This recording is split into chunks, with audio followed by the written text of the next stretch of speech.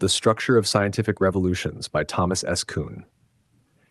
The structure of scientific revolutions transformed how scholars understand the growth of scientific knowledge by challenging the familiar image of science as a steady, cumulative march toward truth. Kuhn argues instead that science develops through long periods of stability punctuated by abrupt, transformative breaks. These breaks, what he famously calls scientific revolutions, are not merely improvements to existing theories, but deep changes in the conceptual frameworks through which scientists interpret the world.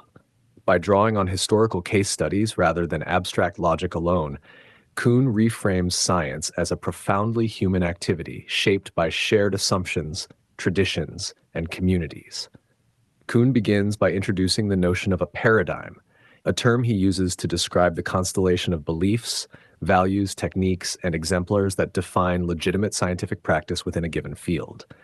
A paradigm is not just a theory, it is a way of seeing and working. It determines which questions are worth asking, which methods are acceptable, what counts as a solution, and even what phenomena are recognized as real. Once a paradigm is established, it organizes scientific life and provides a stable foundation for research. Most scientists, most of the time, work comfortably within such a framework without questioning its basic assumptions. This everyday activity Kuhn calls normal science. During periods of normal science, researchers are not trying to overthrow foundational theories, but to extend, refine, and apply them. Scientific work resembles puzzle solving. The paradigm supplies the rules, and scientists strive to solve increasingly subtle and technical problems within those rules. Normal science is highly productive, generating precise measurements, sophisticated instruments, and detailed explanations. Yet, its success depends precisely on its conservatism. It advances by ignoring or setting aside questions that fall outside the accepted framework. Over time, however, anomalies inevitably arise, observations or experimental results that do not fit comfortably within the reigning paradigm. At first, these anomalies are usually dismissed as errors, special cases, or unsolved puzzles that future work will resolve. Indeed, paradigms are resilient, and scientists are trained to defend them rather than abandon them at the first sign of trouble. But as anomalies accumulate and resist resolution, confidence in the existing framework begins to erode. What once seemed like minor discrepancies start to feel like symptoms of deeper problems. When anomalies reach a critical mass, a field may enter a period of crisis.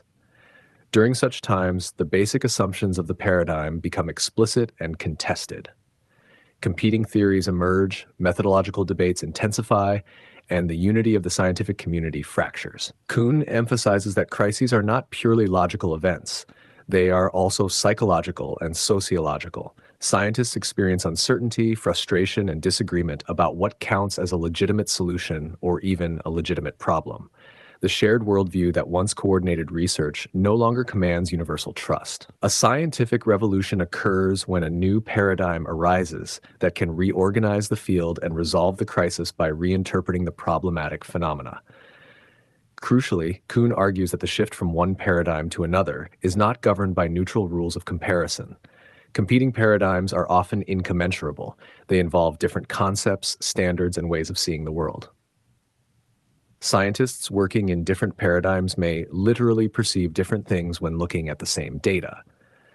As a result, paradigm choice is influenced not only by empirical success, but also by factors such as simplicity, coherence, explanatory power, and the persuasive force of exemplars. After a revolution, the new paradigm becomes the basis for a renewed period of normal science. Textbooks are rewritten, histories are cleaned up, and the revolutionary break is often portrayed as a smooth advance rather than a disruptive upheaval. Kuhn notes that scientific education plays a crucial role here. By training students through exemplars rather than through explicit philosophical debate, it inculcates the new paradigm as self-evident. The community regains stability, but at the cost of forgetting the contingency and conflict that produced the new framework. In the final sections of the book, Kuhn reflects on the broader implications of his model. He rejects the idea that science steadily converges on a single final truth independent of human practices. Instead, scientific progress consists in the successive replacement of paradigms that are better at solving problems within their historical contexts. This does not mean that science is irrational or merely subjective, but it does mean that its development cannot be fully captured by timeless rules of logic or method. Science advances through revolutions that reshape not only theories, but the very standards by which theories are judged. Taken as a whole, the structure of scientific revolutions presents science as a dynamic, historically embedded enterprise, one driven by communities, traditions, and moments of radical reorientation. Kuhn's vision unsettles comforting myths about scientific objectivity and linear progress, yet it also offers a richer and more realistic account of how profound intellectual change actually occurs. Science, on this view, grows not simply by adding new truths to old ones, but by periodically learning to see the world anew.